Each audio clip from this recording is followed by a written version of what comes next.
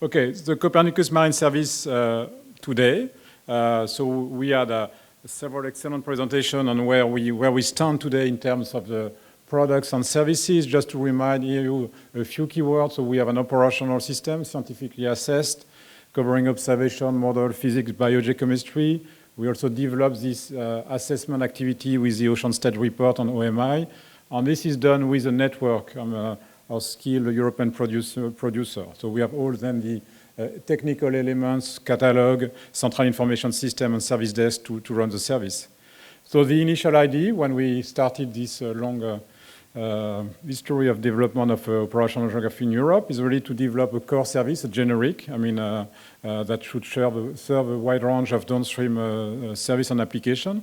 And this was highly successful. So today we have more than 17,000 subscribers, and then we have a lot of course, end users which are behind those downstream application and service. Better support fishery management, development of sustainable aquaculture, and living resource protection. And this also means moving in terms of the service we provide to higher trophic level in our models.